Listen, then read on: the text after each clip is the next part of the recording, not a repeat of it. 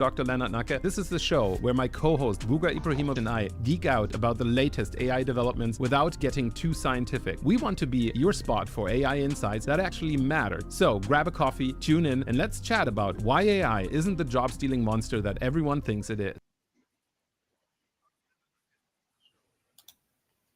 It is. It always Is cuts it? off. Is it a monster? Is it job stealing? Hey, Vugar, welcome back. Hey, Leonard. Another episode here. Nice to after see the you. long weekend in Canada. Nice to see you too. We've been snowed in. There's a lot of snow that came down the last weekend. Yeah, it's like record highs. I don't even know. Like I had to shovel even just to get into the driveway. Again. Out of the driveway. Yeah, so much shoveling. It's like this Canadian sayings like if somebody tells you you don't have to do it again if you did a great job the first time, does not apply to Canadian snow, because if you did a great job the first time it's snowing again, you got to do it again. Anyways, Yes. yeah, let's chat today about I think we wanted to have a look at Perplexity's deep research. We also saw the news recently. Actually, if I just open that up real quick here, let me just share that with everyone.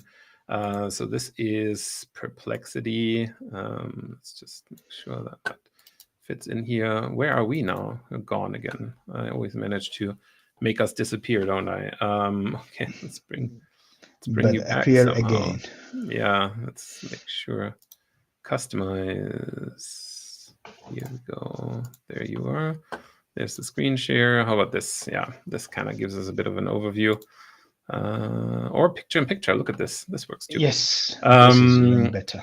So yeah, one of the things that is all over social media is right now the Grok 3 performance, but we didn't pay the piper. So thanks to Elon just having it all under wraps, we can't access that model unless we would pay for the Premium Plus. But it's definitely quick. I think that's one of the things we can say about that. But the thing that got us more excited this week was the addition of deep research. We chatted about that last week for the deep research in OpenAI, as well as the deep research that you could have done, could have been doing for a long time in Gemini, right? So Gemini, we can go to, actually collapse that. So Gemini, we can now select like all of these different models here, which is kind of cool. So we got the Flash thinking experimental with apps. We got all of these different models available to us now that we didn't used to have, and deep research is of course one of them. And deep research is now also in Perplexity. So in Perplexity, we can now do deep research, such as it gives you auto suggestions, which I always find funny. Write a thesis predicting the state of self-driving by 2030. Just to kind of give an idea of like what can you ask. But of course, one of the interesting things is to ask what's the latest scientific research on X, right? So why don't we do that just for shits and giggles? What's the latest scientific research on? What would you like to know, Vugar? What's the latest scientific research on immigration laws, something like that? Not this time. I Europe? think No. the law topics is usually boring. I'm fed up. So with we that gotta topic. ask it about itself then. What's the latest scientific research on LLMs? Question mark. Give us that. See what the research says here. Let's see what it can give us. Okay, and then it goes on and does its thing again, and you gotta just like wait for it a little bit. But essentially, what happens is it sets up a research plan, and then you can even enable desktop notifications when it's done. But the beautiful thing that we set last time as well is that it is transparent, and it gives us these little steps as it goes through each of the research steps, and it talks to itself. So remember when I chatted about this whole like black box, non-black box idea? Yes. And I think that is kind of a nice thing that is happening right now with it. As you can see now, it's kind of it keeps doing its little thing. I'm just going to hide it for a hot second here until it's done. But yeah, this is, I think, one of the things that makes it interesting to see it do its research as it goes through that entire process.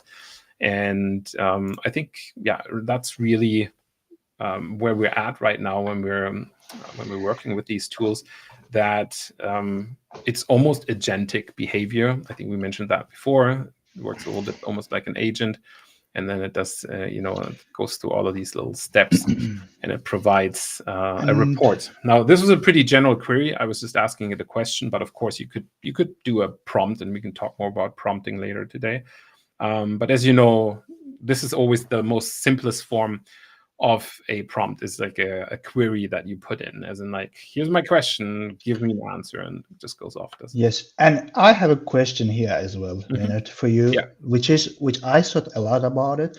I read a lot from the people on X, on many other platforms, saying that so we have now advanced research features on many LLMs, like they are all called deep research, and it's so all called the same, the deep research, ChatGPT, and now Perplexity, and I am sure that Grok 3 will do the same. So they are doing the same. And of course, although we don't have access, we have to pay more, as you said, which I am not going to do that. I already, yes.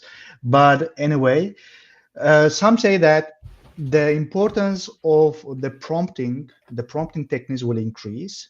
You should be more like expert in prompt engineering in order to get the desired results with these new features. And some say, no, you just need to ask questions, simple questions, and it will do the job. So when you read these messages while it is researching, like the Perplexity, as you see, so although even you do not ask, it says, I have to do the best. I have to, it kind of gives itself prompts, like background prompts. Talks to itself a little bit. Yeah. Talks to itself, like what I have to do originally in order to answer our questions. So what do you think? Do you think that we have to become more prompt engineering experts in order to get the best results, or just simple questions will suffice? I think that's a very interesting question to ask here. I think it's hit or miss. In your experience. So for me, it's always you get what you give sort of situation. So if you're not specific enough, you're always accepting the defaults, right? So if you don't want the defaults, then you have to be more precise in the way that you prompt something. And whether or not that's the system prompt, it's providing the context, it's providing more specific goals. Even very often, I find defining a target persona is ultimately super helpful, because often when I do content research or I do a piece, I do it with a specific persona in mind, a specific audience that I want to reach with this. And so a good way to improve any prompt is to just be very specific about who you want to create this knowledge for, so that you can, at the end of the day, you can give that to them and make sure they have a better understanding of the way that it's prepared for them. And this started, very simply with regular type of text prompts, where it was more like, make this readable at 7th grade or 9th grade level, right? Like this is usually the thing that we add as academics, because we have a hard time saying things in simple terms. So that kind of stuff. If you're doing a more sophisticated prompt, you might add constraints such as output measures, as in this is how many words, whether or not you want it to use more bullet points or headings, subheadings, things like that. So I think, like, in terms of formatting, it's super helpful. Otherwise, yeah, like in this case, let me just open that image again so that you can see what it came up with here with our sort of default prompt. You can see that pretty much it did prepare a little bit of a research report, which is the default for when you do a deep research kind of query. And it even gives it like a title and does a little colon, just like what you would do in an academic paper. And then it breaks it down and it just like titles each of its little paragraphs quite nicely. And then gives you a bit of an overview, subheadings of what's happening, and it references everything, which is kind of nice. And when you hover over it, you also see without clicking. Yeah, you see where it's coming from, and in this case, you see that a lot of it's pulled from the same sources, which is I guess okay, but definitely there's an over focusing on this semi-wiki at the beginning anyways, and then it kind of breaks down a little bit more. But in theory, it is answering the query in the best way possible, because it is giving us an overview of efficiency and scaling in LLM architecture. That's definitely something that's happening. Scaling is super important, as you know, from a lot of the things that we've seen from OpenAI, from anyone that's building a frontier model, as these are called, even Grok, right? Like they're running an investment round to get billions of dollars because scaling is important for them.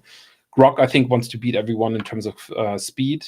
So that's really important for them. They want to provide the same output, but faster, more efficient. So that's an interesting thing to watch. And then you get sort of the domain-specific applications here, where it says, okay, Yes. it's looking into Yes. healthcare. It's looking into autonomous systems and robotics. And I think that'll be the biggest thing for us as we see these models scale and we see, okay, like robotics is really improving, and it'll be an all of a sudden kind of moment, because we've seen these little robot dogs and whatnot from Boston Dynamics for a long time, and they've even been memes and whatnot about them falling over and stuff like that. But all of a sudden, they're just going to be like human-like, and you're going to be like, what just happened? And it's literally because the intelligence, the system, the sensor recognition, everything that's happening inside of the robot actually got replaced with a better model. And that will be a big aha moment. And I think it'll probably be a military application or something like that, sadly, because that's where a lot of money is being put into this type of research. But yeah, you definitely have something happening there in terms of what's happening in the robotics front. And then, as you might be aware, the legal and regulatory applications is kind of interesting to see as well, where you get sort of more interesting analysis features for auditing, for contract analysis and stuff that takes humans a long time. As you know, being in the legal field yourself, there's a lot of vetting, time-intensive vetting of things, and like cross-matching with laws and applications like that. And so AI is, of course, really good at that, right? Like they're really good at these types of lookups and match tasks. And so I can definitely see there being a killer application there. I don't know if you know this Latte Review. Yes. Yes. As a site there, but yeah, I so know that's definitely interesting. And then this is interesting for anyone doing user experience stuff, synthetic data and training paradigms. This is something we kind of laughed at a year from today. Like literally a year ago, there was this thing called synthetic users, and everyone's just like, no, this is stupid. And I still think that's not the real thing. But what we're starting to see is people getting really good at telling an LLM to act like a user and then to study it as if it were that user. So we're entering into an interesting era of synthetic experience analysis. And then the question will be, and I think that's currently what's being figured out, is how close does that get to the real thing? Because now you're just simulating an experience from a synthetic user. And is that going to be the same as studying a real user? And to what degree will we miss nuances? Nuance, the wonderful word that ChatGPT likes to use. Yes. In what way will we use nuances as we do that? So I think for user experience professionals, that's a very interesting thing that's happening right now, when you're just like, okay, you can simulate some of that stuff. What does that actually mean in terms of making judgment and data? It's definitely not the real thing, and I don't think it can ever be. But like, how many decisions can be simulated like that? And so that's an interesting thing to get in there. So it kind of captured all of those things. I think trend-wise, this is a pretty good thing. Domain-specific applications captured really like the domains that it was in, and then this whole synthetic data training data ideas, I think, also really interesting. I don't know if you've tried Phi 4, but let me see if I can. I don't know if you've ever tried LM Studio. Let me just see if I can pop that up here. Is it from which one? Which studio do you mean? So many. It's called Google's? LM Studio. No, Let me no. just see if I can share that real quick with you so you get an idea. The studio I tested is from Google, which is we talked about, I think, a couple of sessions No, this is ago. called, this is a software No, that you not this can one. run on your computer, LM Studio. And here you can download models, right? So you can see I downloaded Llama. You can download all the open source models. So I downloaded Llama, I downloaded DeepSeek, I downloaded an Instruct version of it and a QuenB distillation of DeepSeek, just to kind of see which one. And you can see how big they are. So you need to have at least 5 gigs or 40 gigs if you do the Llama Instruct one, which I think is probably the best you can run locally on your computer. And it will really get your computer to its knees. And as you can see, I tried actually chatting with a PDF, which was not very successful. But you can ask these things. So let's load the big one. And then it basically used the physical power of your computer. It uses your computing power. So you can tell it how many tokens you want it to use. And this actually crashed my computer last time, so I got to be careful here. But if you give it too many tokens, it'll just hog all of your resources, and that's a little bit much. And CPU and then CPU threads, and you can set up each of these, and you can even do a Flash model version. But let's keep this pretty low for now, so I don't get kicked out of the stream. And as you can see, it will load it up here. So there's that little loading bar.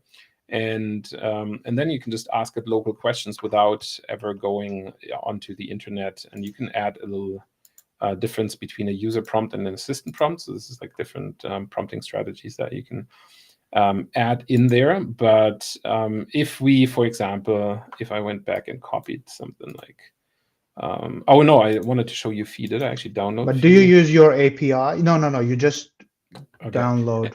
Okay, so Fee, you'd have to download. You go to Discover, and then you can download Fee. I'm not going to do that because it's 9 gigs, and that'll take us a while. But if you wanted to download Fee 4, you can download it here. And as you can see in some of these things in terms of like tokens and what it does.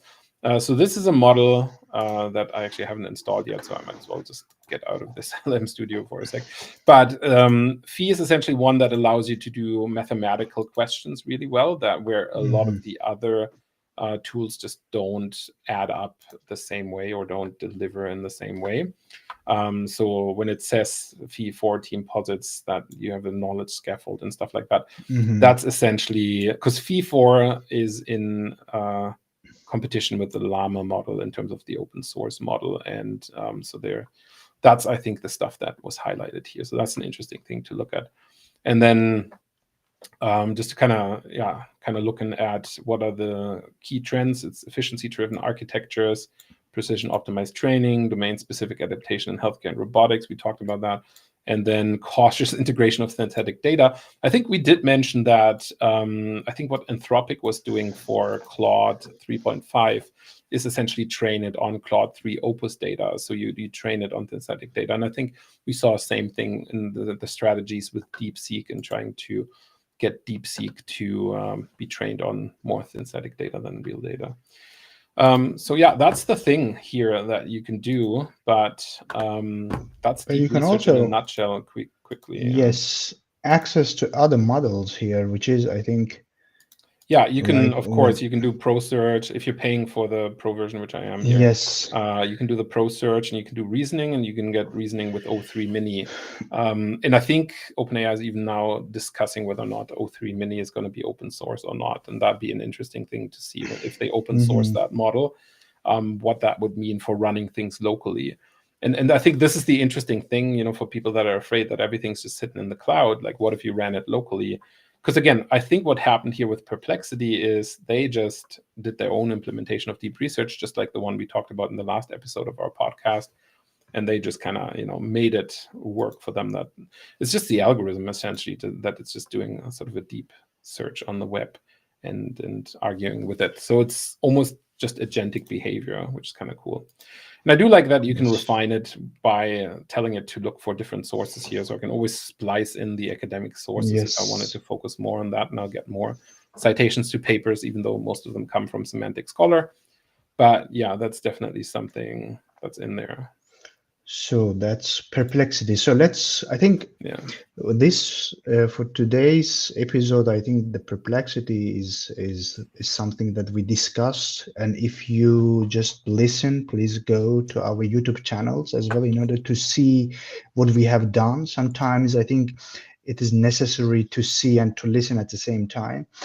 And so I will definitely check it more. I tested more, so I am planning to do a video again, kind of small tutorial on how to. But you now gave me another idea, like LM Studio, how you can just install and use. I will definitely consider that as well. But yeah, I think now we see more that all these tools trying to come up something more deep, and they all called this feature like deep research. They just want to show that now our tools can do more job for you. But I still believe that, as you said, I am in the same line with you, that prompting still very important. You just cannot ask a very trash question and expect a very nice, beautiful answer to your question. So even a simple word matters. Especially, I tested this feature with a lot of GPTs, like customized GPTs on ChatGPT, and now with the projects. And in my case, projects is doing better than GPTs. That is interesting. In Claude, like the Claude project. No, I mean on ChatGPT. In ChatGPT, the project. Okay, yes. Gotcha. The projects I trained, that I gave customized instructions, and I gave same customized instruction to the GPT, the customized GPT I trained there. The project is doing better. I don't know why, and I still don't understand why, but so I'm going to cover that one. Maybe we can also cover that one to test and to ask exactly the same question and to see how it performs. Maybe that could be an idea for our next episodes. But in my case, what is important, even the background prompting, like when you give this customized instructions to them, you have to be very detailed there as well. Not only the prompts you just ask, not only the question just ask. If you train a GPT, or if you let's say create a project, you have to be very, I think, detailed with your instructions as well, which is running in the background. You don't see that always with your each question. And I think I definitely agree with you that the prompting still very important feature. If you are thinking if it is worth to learn it or not, it is. We need. I think prompting is like asking a question. In real life, it is very similar to the real life. If you ask us smarter questions, and you will get better answers as well. And some even say that asking the accurate question is even more important than finding the answers, because if you can ask the good question to the LLMs, they will definitely deliver. That the language, the persona you create there, the tone of language, the audience you want the ChatGPT or other AI tool to address, all these minor details definitely affect the answer. And so I think for today's, yes. I think this is one of the things. Let me just pop that up. I don't know if you've seen that. Yes. Where it gave that breakdown of I even wrote a small article on it, and it is coming to my Medium account soon. Sweet. So that is interesting, right? Because we've seen like Roses and Raskev and some of these other formats that people have given us in the past. I think I have at least 30 different acronyms in terms of how to structure a prompt that we've seen with previous models. But now, and I think this came directly from OpenAI, it was basically saying, do the goal first, then do the return formatting in the next one, then do any sort of warning instructions, as in like point stuff out, and then do the context at the very end, which I found interesting because I usually always do my formatting feedback stuff on the very end of the prompt. But it seems like now this is sort of the new way to go about it. I do like this goal directive thing at the beginning. I think that's a good way to prime stuff, even just like talking about the target audience, like what is this for? It makes sense to put that at the beginning. But then it's interesting that all the context goes at the end. But it also makes sense because a lot of the times we'll give it. So a lot of the times when we do like article formatting or whatever, we'll go to Perplexity first. We'll do initial research, and then we'll copy that as sort of a context dump in there, where we're just like, so here's the context that you can operate in, but then I want it formatted like this, and I want to turn that into a Twitter thread or whatever, and it'll work within that sort of context that you make available to that. So I think that's an interesting way to deal with that. And before this I was also doing the same thing like you did. Like I was always giving the context before, and then what the goal, and then the what I expect. But that is different. That changed with this O1, and that I think the O1 is still the best LLM I tested until today. Because I think O3 Mini is actually pretty good, pretty close. So if we give this to pretty O3 good, Mini, but we'll get there. I heavily tested, like in the last 20 days, I heavily tested O3 Mini and also O1. O1 is still the best, still for me at least. Is really doing good one. The result, you have this feeling like someone real person is sitting behind your desktop and thinking and doing all reasoning. Although they call it reasoning, I don't think that it is the reasoning that our brains are doing, but it is yes. Because the word reason is I don't think we don't. I understand that totally differently, but it really does good job. So O3 Mini is also doing an amazing job. And I think it depends on like how complex the query is. I think O3 Mini for most stuff is pretty advanced. Like a lot of people I think have said the trade-off in terms of time is worth over O1. I personally, having compared it with the O1 Pro mode, I don't know. I don't see it delivering that much more quality. I think I get most of what I need from O3 Mini these days. So that is interesting, right? Where they're still kind of charging for that Prime model and saying it's so much better. But and we even covered more. I think we have to here plug in our. So in terms of prompting, maybe I yesterday and the day before yesterday, I shared a couple of posts about prompting on my X account, which is linking to my Medium articles. So I basically do not write a lot recently on X. I publish my Medium articles and I'm linking them there on X. So people really still like. I think the desire for more prompts on many channels really show that people need more prompts, like prompting techniques, which you did excellent job, Leonard, in our webinar last year, which is we are again planning to update it. You covered almost all prompting techniques that any student and researcher would need to consider. Of course, there will be some updates there as well, but they are still intact. They are still relevant. And if anyone to learn these techniques, these prompting techniques, anyone can scan this code you see on our screen now. And yes, on your side, yes, I think it's yes here. And we covered also 15 different tools, which we think are the useful ones for academic research and similar stuff, again, in the same webinar. So we will update it soon. Just if you want to check this webinar, scan this code and go to the webinar page. And if you like it, let us know. And of course, you have a new conference coming up, Leonard. Maybe a couple of words about it, and then we wrap up today's episode. That sounds good. Yeah, thanks. So I'll be giving a keynote at the LitMaps conference, so you can see that QR code there as well. Yes, again here. If you're interested in that, it's completely free. Feel free to sign up for that.